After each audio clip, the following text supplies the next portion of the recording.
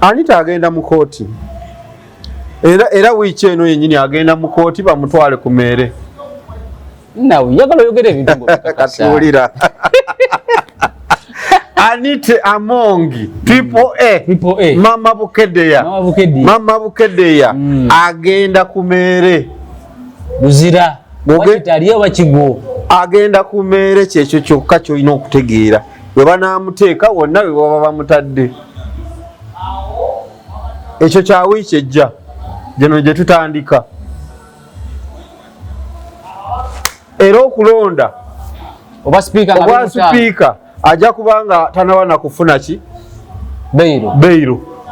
Ajja kulabira eri abajja mu TV wali wanaaba akyalina amaanyi agagitunulako. Kubanga tetumanyi mbeera gy'alimu kati. So kati voting materials zonna z'abadde alina abasajja bazifeffette ne bazijjayo. Ebyo byonna tebikyakola makulu. Kakati obuzibu ebyo byonna tebikyakola makulu. Era ye Anita Amonge yakitegeera nti ebintu bikaaye kwe bituuse ku level eno n'agamba bbaawe nti babiri tebajja kutuyoola wamu.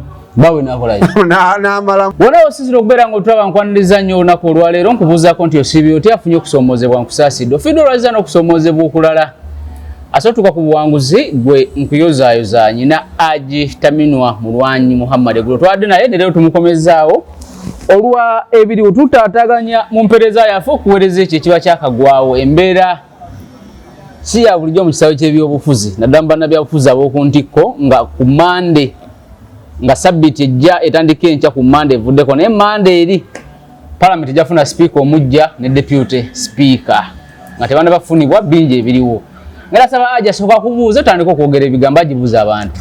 Abatulaba mwenna balamusizza abasiraamu salaamu alaikum mtullahi wa barakatuh.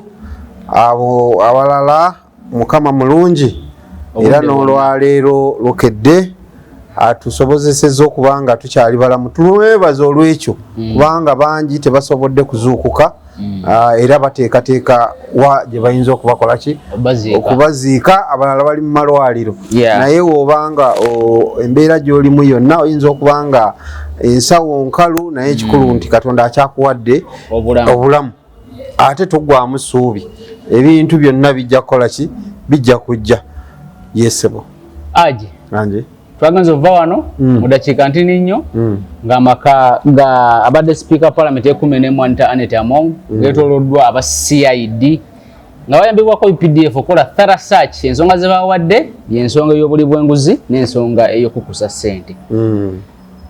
Bo bawadde ebyo n'ebiki ebirala ebiyinza okuba nga byabadde emabega wa okusalako amaka ga sipiika Parliament Anita Amonge era biki ebiriwo ku nsonga eyo? Muganda wange ensonga eriwo olwaleero gy'otunuulira eya sipiika evudde ku kirigwe ky'obadde okola ki ky'obadde olowooza ensonga kakati eyingiddemu olutalo olwa transition. Waliwo olutalo lwa transition kati tuli mu lutalo lwa transition era abantu bonna ojja kulaba ebintu bingi ebigenda okukola ki ebigenda okukyuka era ebigenda okubeerawo era toweeyibaala nga bayodde nga bakyayoola kubanga ekigendererwa ekiriwo saawa zino Anita kituufu abadde muli wanguzi ekyo kituufu kubanga Anita tasobola kuoditingira bintu bya bugagga byalina tasobola kakati wobanga tosobola kuoditingira bya bugagga byolina ng'ate esente z'ofuna zimanyiddwa z'olina okufuna nga gwe ez'omusaala kubanga abantu njagala twawule budget eya sipiika wabanga agirina eyo eya 18 billion naye era alina okulaga sente ezo zasaasaanya yalisaasaanya atya ez'omu ofiisi ye kubanga olina okulaga ebintu bye wateekamu ssente ezo biri wase value ey'essente ezo ku sayidi y'omusolo weeri gwe tojja kugamba nti waliwo embaga ya mukwano gwange nenkwata obuwumbi busatu nenkola ki nembuwaayo muntu we bakubuuliza nti mu mirimu gya Parliament mulimu n'ekyo nate ku sente zebamu okubako donation anti donation era zibeera considered so kakati ebyo byonna oba obitunuulidde okubirondoola ebyo kikwetaagisa okutwala obudde bungi era eno transition ogenda kulaba nti abantu bangi bagenda kuyoolebwa mu nsonga eno gye tuliko olwaleero. Anita Amongi kyo kyamaze dde okukakasibwa nti ensonga esinga okumukubisa ke kabinja ke yali agezezaako kabadde agezaako okuzimba. Kabinja ki? Anti akokubanga naye kaakati ali kingmaker mu politics waawa we Uganda. Abadde alina kyagezaako okuzimba ng'omuntu politically. Yes, abadde alina kyagezaako okuzimba. Era ekyo lwakuba nti ye teyakitegeera kyekikubiza abantu bonna. Abadde ne Museveni kuki? Nga kizimba within NRM. Akizimba within NRM era ne muki? Ne mu public. Nationwide. Nga kwegamba ye muntu kati abadde agezaako kuzimba nti watuuka Kalamonja bategeera nti Anita akoze eki era ayinayo naki n'emirandira gye wagenda nti agenze eggulu bategeera nti ali bamufiiringa kimukubya ekyo ate kakati era ekyo kimukubya kubanga kakati mugindi mu transition talina wakola ki wa reflectingira. Era mu nkola ya parliament tuyinza okuba nti tugenda kuteekawo enkola egamba nti the last queen of parliament. Anita Amongi is the last queen of parliament kubanga kyemmanyi Museveni tagenda kuddamu kukkiriza muntu yenna kufuna maanyi mu parliament. Kikomye kwa Anita Amongi okumuwa obuyinza okuba nti bamulekera betu okufuna sente ezo zonna okukola byakola. Ekyo kikomye kwani kwa Anita Amongi kubanga oba olaba nti Kadaga naye kyamukubisa yali agezaako okukola ki okuteekawo empire ye ne bamukuba ne bakola ki ne bamugjawo ne bamufulumya. Nabana abalala bonna bazza akola ki bazze akuba bamama Mbabazi naye ali agezaako kuzimba ki empire era olwagira n'agaaka negeze ne muki ne mu kalulu.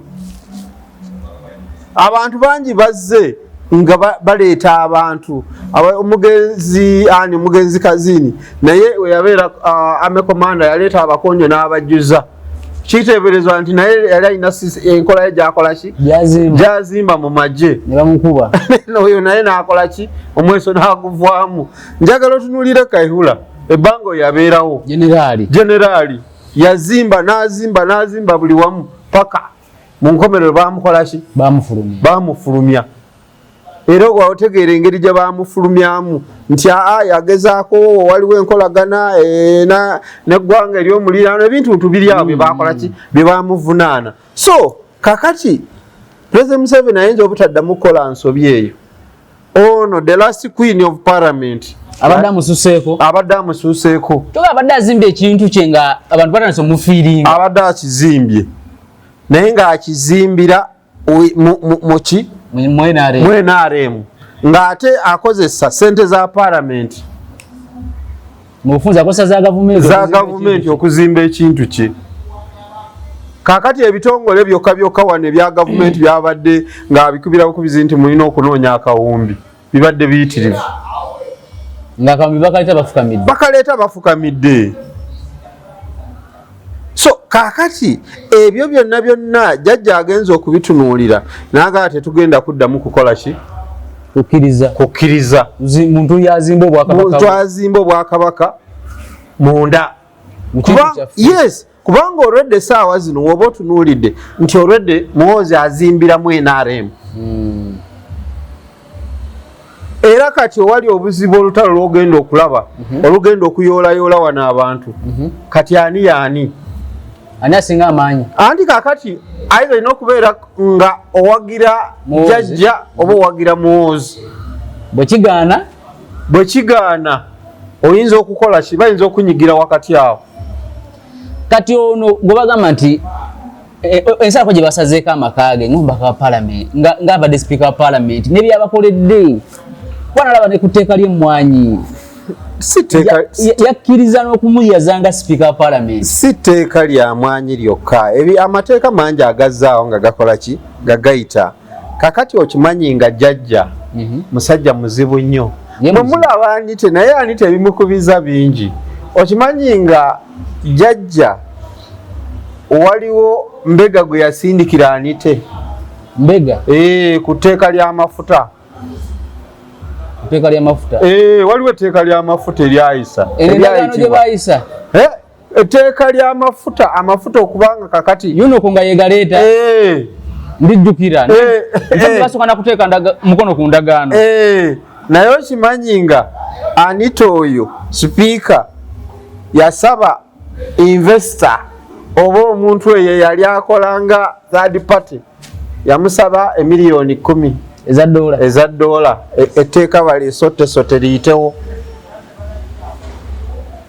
Oli naddayo n'amugamba nti omuntu atusabye emiliyoni 10 eza dola nti aga muzimuwe. Ne bazimuwa naye ate jjajja nga mugumiikiriza ne bazimuwa nga zivudde mu Bank of Uganda ne bazimutwalira musaawo emu 2-3 ne zikyuka ne zidda ku personal account ey'omuntu. Ebbiliyoni 37 ze bamuwa. Ebbiliyoni 37. Receiving serial numbers ezimu n'azitwala n'aziswitchinga n'atweka mu banka ze. Ono jjajja nga akoze eki? Akimanyi bulungi. Ng'akimanyi bulungi. N'asirika. Era etteeka ne liyita eryaki? Lyayita. Teryayita. Lyayita bulungi nnyo. Kakati ye Anita abadde nti akola naye ng'ate investigation team tagirina. Ye ng'omuntu ku kifo kyekyo yandibadde nga hayalingayo abaana private investigator. Omuntu ono aleese ssente oba ali mu kintu kino oba omutunuulidde wawaavwa ne bamulinnya akagere okutegeera patana ezo ziri zitya. Aynako ke yeekuusaako mu State House avuddewo wennyini. Naye olw'okuba nti obuluvu bw'essente ayogera kimuleeta ki? Ssente wano nze nsalawo. Kakati bino byonna ebyokumukola ki? Okugenda okumwaza. Kubanga ebizibiti babadde beetaaga babikole ki? Bwe bayazizze we bajjeyo ku ssente? Essente zaabaddeyo. Kubanga era buli omwazi isuubira nti zaabadde era zaabaddeyo. Naye ekyo kikyali wakati w'abaakoze eki? Abaakoze omulimo. Omanyi kakati n'ekyo nkola ndala. Abaakoze omulimo basooka ne bakola ki? Ne bafiringa foomu ne bakola ki? Ne bagamba ebyakoze eki? Rolls Royce yo babadde bagiddusizaawo nga bagitadde mu ki? Mu container yagendedde mu box body. Kisa ntamongo yafunye intero nti bajja okwaza. Yagijjawo luliyo yatandika okukola ki? Yamala okulayira. Kakati era eyo tenaba kukola ki? Kumanyikibwa bwe. Kwatibwa bakyagifefeta nayo. Kakati ebitu ezino zonna banka simanyi kige bakozesezza ebyuma byonna ebyetaagisa okusala. Era ebintu bingi babifunyeeyo. Kisa badde ne mu banka munda mu nnyumba ye. Anita abadde ne ssente ng'alinga kwegamba ayina banka terimu byakulwanyisa wabula nga mulimu ssente zokka. Nenga yeyagalidde mu gavumenti eno. Anti yeyagalidde mu gavumenti life is a karma. Akasente ako kaba kangi. Akasente ako kakuba kaki? Kangi. Kyo kituufu. Era abadde nazo. Abadde azisolooza buli wamu n'azikola. Era kakati ebintu bingi bye baakoze eki? Bye baazudde naye tebakyayagala nga bwe bamulina naye nga tebanakubuulira nti tumuterese wano. Tali under outside. Bamulina be bamulina kati. Era bwe mulinde bulinzi mu kooti. Bayinza omuleeta mu kooti. Anita agenda mu kooti. Era wiiki eno yennyini agenda mu kooti bamutwale ku meere. Nawe yagala oyogera ebintu katuulira. Anita among triple A. Mama Bukedeya agenda ku meere. Luzira. Aliyo wa KIGO. agenda ku mmere kyekyo kyokka kyolina okutegeera we banaamuteeka wonna we baba bamutadde. Ekyo kya wiiki ejja gino gye tutandika. Era okulonda oba sipiika ajja kubanga tanaba na kufuna ki beiro ajja kulabira eri abajja mu TV wali wanaaba akyalina amaanyi agagitunulako kubanga tetumanyi mbeera gy'alimu kati. So kati voting materials zonna zabadde alina abasajja bazifeffette ne bazijjayo. Ebyo byonna tebikyakola makulu. Kakati obuzibu ebyo byonna tebikyakola makulu. Era ye Anita Amonge yakitegeera nti ebintu bikaaye kwe bituuse ku level eno n'agamba bbaawe nti babiri tebajja kutuyoola wamu. Bawe nakolayo n'amalamu omusubi. Bawe tali magogo Hakim magogo ndoza kati ejisona kola musanga mukubire ku simu mukubire ku simu mugambe nti wano kufufa waliwo abazo kuwamba. Era singa obadde omanye ebyomupiira obadde ogenda kulamuza kifo kya fufa. Ama na ulide sewanya na kitandisa okiramuza. Era sewanya nolamuza ekifo kyolinga oli ekyaliwo. Sewanya na yingire bwi asale musazi dira yingire mwenale mwe ekifo ajja kifuna. So kakati embera eriwo. Kakati Anita Amonge yagamba bbaawe n'agamba omanyisi gondo otegulezo otegula odduke box board nekuba akabina ne batika sente ne baba naye agivuga naye security wena CCTV camera. Anti kakati CCTV camera motoka zijja. Anti kakati eyo mission webanga ekolebwa kakati motoka bayinza okujoocha webe mazo kola delivery wamma kituufu tuli kulevu eyo kati ne motoka bagikumako ennaali nanyiniyo ne bamugamba kakati okitegedde oba bagenda wali mujindi mwani wali mu ne basasula waka motoka ne bafuna omwana okuva eyo ebuyende n'akavuga n'agenda n'agigula mu kaashi n'amala ogigula ne bagivuga ne bajoocha oba ne bagiteekako enamba ndala. Kakati sigiro zino speaker wamalo abadde speaker lwe yavwa entebe mu meeting we yakitegeera emotoka eri yali evuddewo. Kakati na bino we batandika okumukubakuba kakati olaba kyevola abasente ezimu bazisanze wani wanamere ezina okola emirimu voting material buli muntu mukubire omukole ki. Kakati oyo ali awawoza munamere bakwatidde wa bwerere anti kakati buli gwokubira nti jangu okime ssente wano temugenda ku mukolo gwa Jacob Obots yatemyako bali nti mwategedde batuga wano waliwo ekintu wano nti ani akirina nti nammere nti basi tofaayo tuwemu obudde intelligence tekola nga tekunoonya newe bekunonyeeko lwoliza omusango nga bakunoonya lwolitegeera nti ebitongole byonna bikola olibeera ne muto inolowooza nti bakulaba. Kakati Anita Amonge saawa zino kale ye olwedde kati bamulina naye kakati magogo ne wabeera mutoyi bwati ayinza okulowooza wansi ewali amulaba naye kati kino kitwala bano babiri bokkoba waliwo n'abalaba Allah layini mpanvu nakugambye wano nti ekibira omuti ogw'omu kibira omunene seddugge wagwa buni obuti obulala tebusigala. Kakati ekiriwo saawa zino okusinziira kugefunye omusajja Kulisi Obole abadde ayogerera parliament abadde ayogerera Anita Amonge si parliament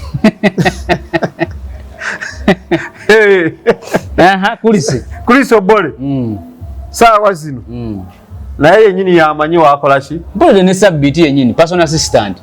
Kakati Sabbiti emisango gye balina abo balwakubiri kati ba Sabbiti baba bavunana anti ba Sabbiti kati gwe genda oggyeyo bank statement ya Sabbiti yali receiving ebitaano miliyoni ezo zengamba ebisatu ebina ekikumi olunana ngazitwalawa anti bye bagala okumubuuza ngazivaawa anti ebyo byonna byagenda okubuulira shahidi si sabiti yekka bano bonna abo abasajja tiimu yeeyo yonna abayambi baabo bonna akaunti zaabwe saawa zino singa obadde olina access wandigenze n'ozitunulako n'olaba sente mmeka ezibadde ziyitako nga zivaawa anti nga mukulu we baba balina omunyago gwe banyaze muli mu palamenti bamuga teeka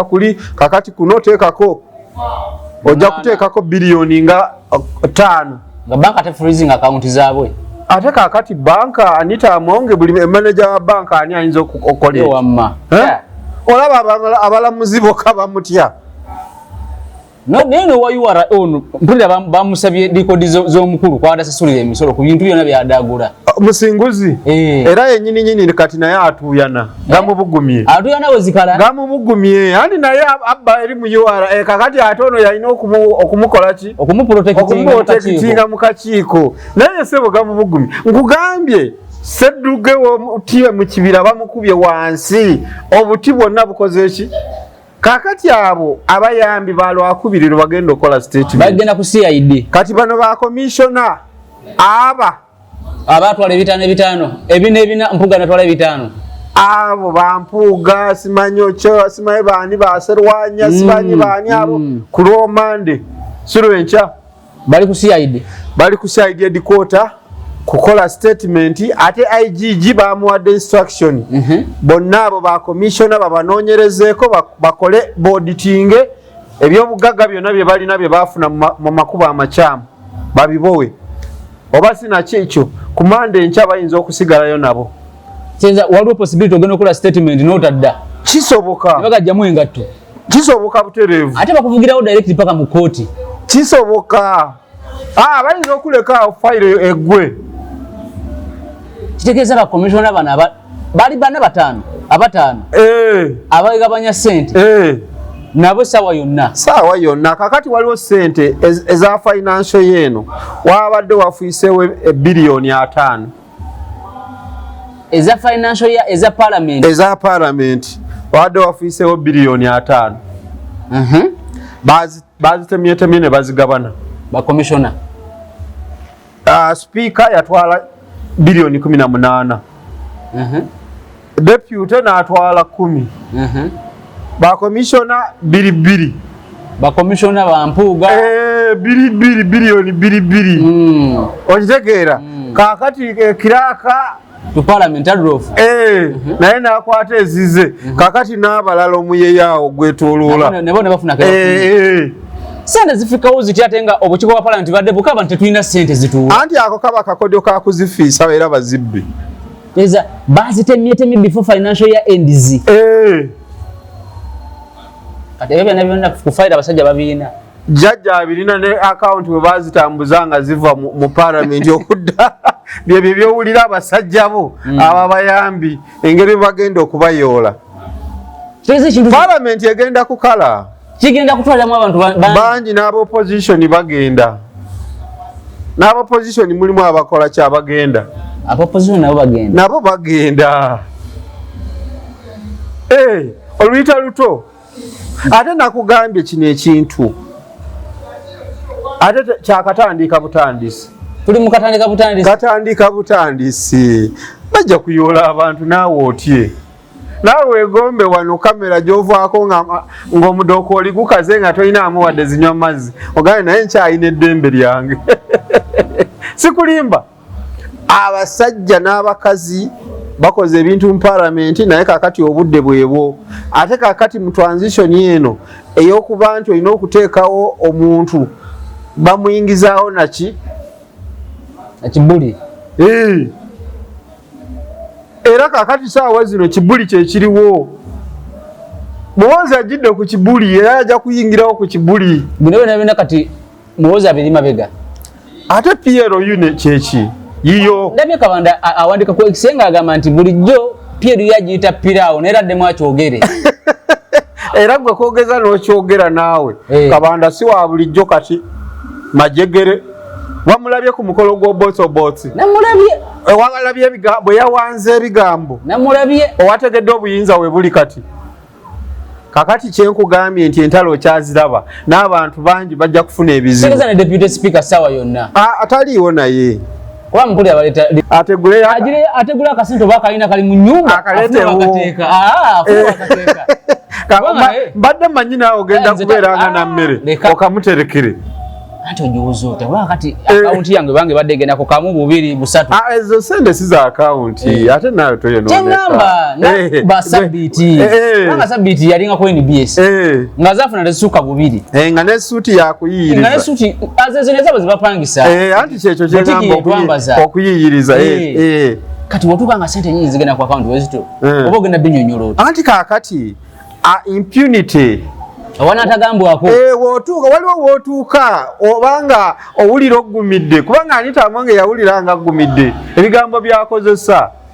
As long as I'm the speaker, as long as President Museveni is the president, tewali kijja kuntiisa na kuntuukako. Nema n'abasajja nga tebasiima beenare. Ate ku Auditor General alaga trillion 10 eziwula buli financial year. Naye bababuuze 10 tebabakwatako bali kwa Mungu. Anti kaakati bali ababuuze 10 ebiseera ebimu bayinza okubanga waliwo ababbiramu nabo. Wabbo nga tebeerabisa nnyo. Nga waliwo n'ababbiramu. Naye ate nga n'ekigendera ekyokubba nga bayinza okubanga babba baagala kubeera bulungi nga ate tebeerabisa. Naye kakati Amonge abadde n'ambition nyingi ekyokubba okubeera obulungi ate n'okufuna obuyinza obusukkakaawo. Abakubanga byakubba bubbi kadugambe ng'akwata kasente ke tebaali kifunyemu buzibu bw'amaanyi. Nze bwe ndaba. Naye abadde alina empire ye gyazimba. Kwekugamba nti ne DF yabadde agiteeka mu akantu. Era DF ekizibu gwe ogenda kulaba DF bwegenda okusaasaana. Investigation zigenda tandika. DF egenda kusaasaana. Era mu bantu abo nalaba omusajja omugezi nnyo bwe yagwa akalulu. Ndowooza yategeera nti wano waliwo epeesa 2 etwanyiga. Omugalaatiya.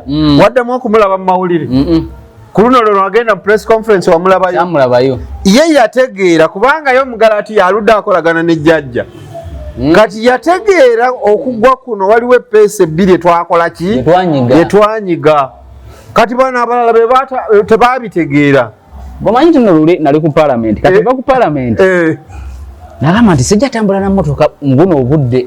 Jamu abeera mungi onyusa okwoye. Ninya boda. Bana atula ku boda. Owa boda tukamitala byewanege yabangamba ha. Naye kati Amonge yoyo bajja mukwata. Sente atutenyije nga tebana namukwata.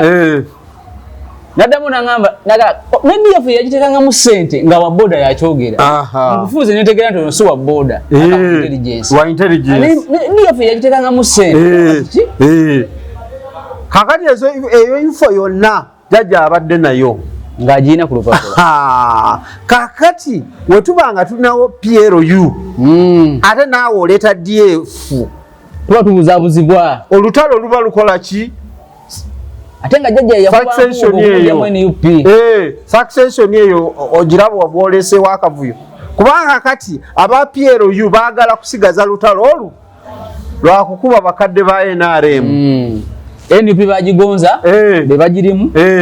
Kitegeeza balina kuwa bakadde b'NRM. Bakadde b'NRM. Kakati kyengezaako okulaga saawa zino nti olutalo lukyajja.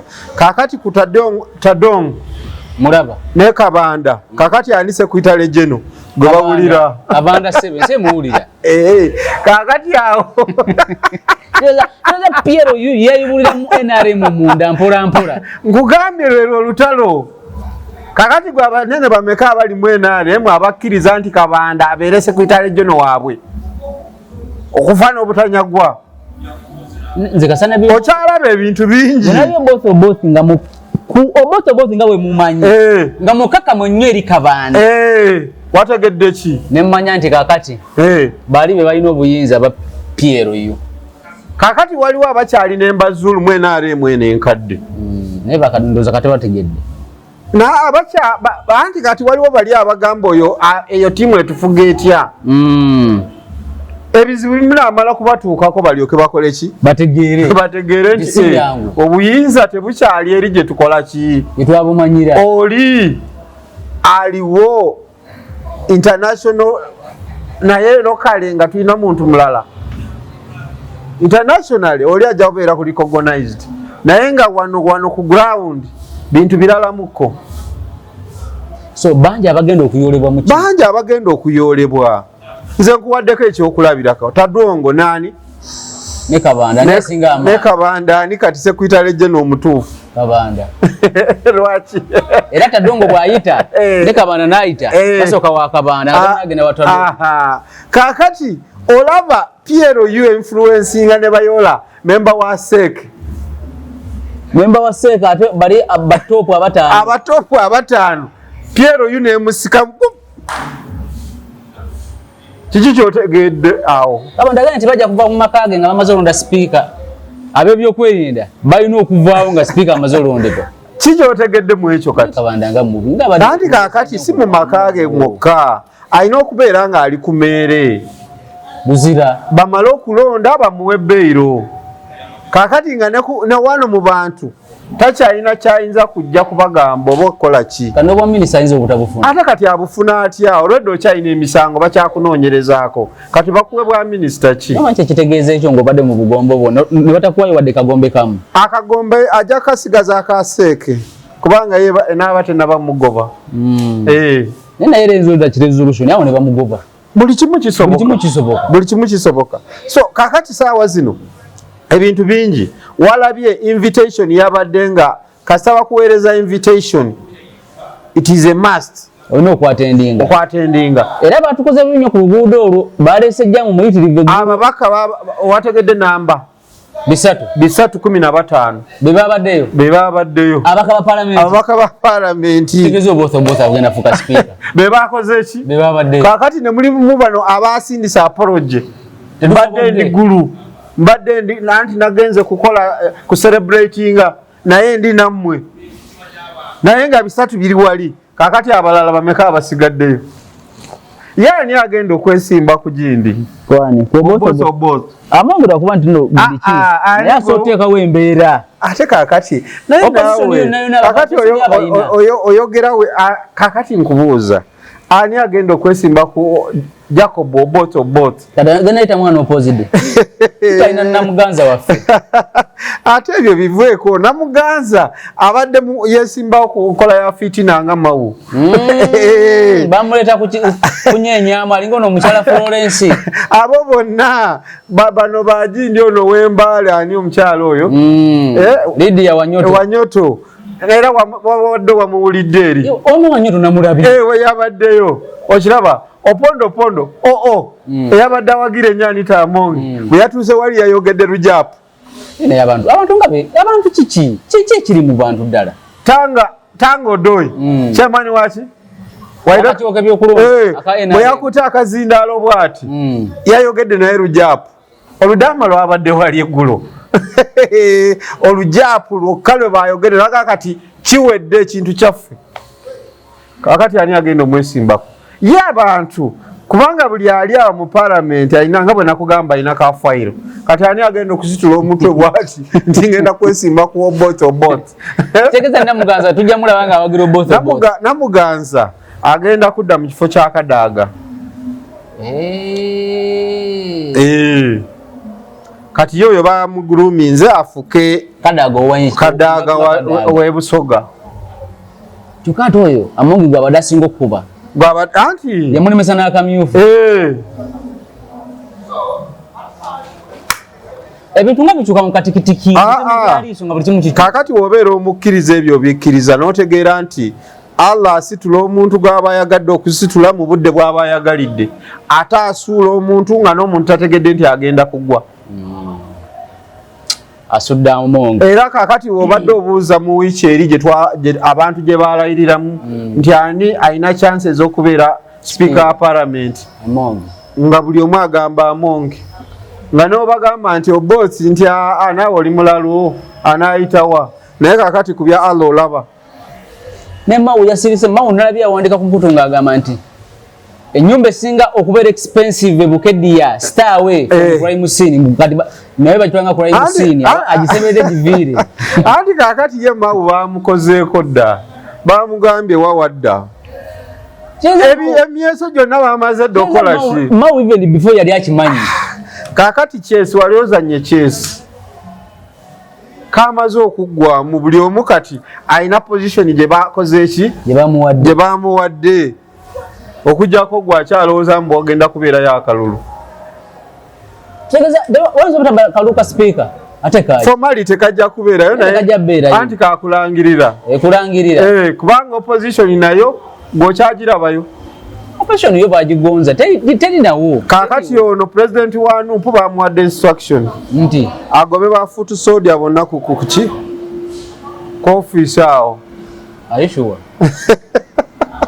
nabe foot soldier yamulugunyambu abaka bonna betwayisamu ne balayira nga tewali mu foot soldier werekedde mu baka yenna babagobye ne ku kitebe bagende banoonye emirimu oba banoonyaza kuvuga boda oba kusiika chapati naye balekera okujja politics yawedde mbozi yeeyo kakati gwolowooza nti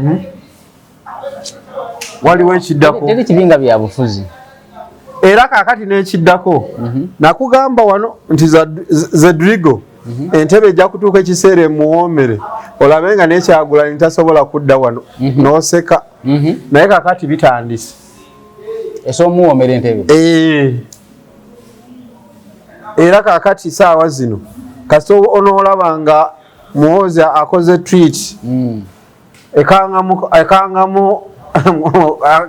Kyagulanyi Kyagulanyi ayinza obutadda wano ate kakati Zedrigo bamuwako instruction goba bafutu soja n'akolerawo kyokka abafutu soja abasene bagamba nekiriwo kyekino babagobye Nyanzi ye bamugoba naye bamusulamu ekidumusi yesibira mu nnyumba okujanga witness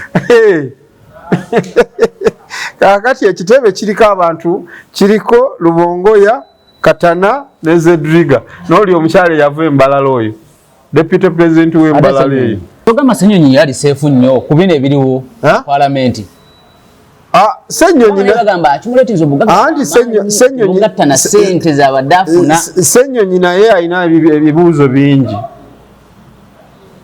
ebibuuzo byalinako bingi naye agamba ye badde tebamuyita ku kakiiko kana ka commission naye era baba basazeeyo okumunoonyeza naye alina ebizibu bye naye asobola odugenderamu naye alina ebizibu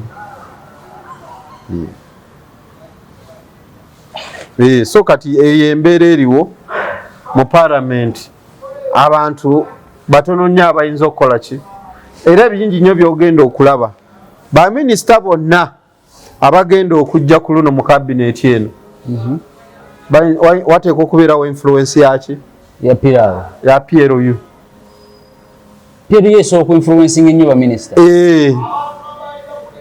kakati saawa zino njagala ombuulire abantu bonna structure y'NRM enkulu yabadde eri bwekiri ng'ewuliriza Kabanda kyakola ki kyayogera Kabanda amanyi ng'ayina Kabanda n'agamba nti obubaka ne bujja ate mubuwulirize ne babuwuliriza ne bamala ne bagamba kyekyo omusajja ayogedde naye ng'ekyo kyo bakitegedde nti babanyigiriza kyekyo kyengamba nti olutalo conflict mu NRM katandika butandisi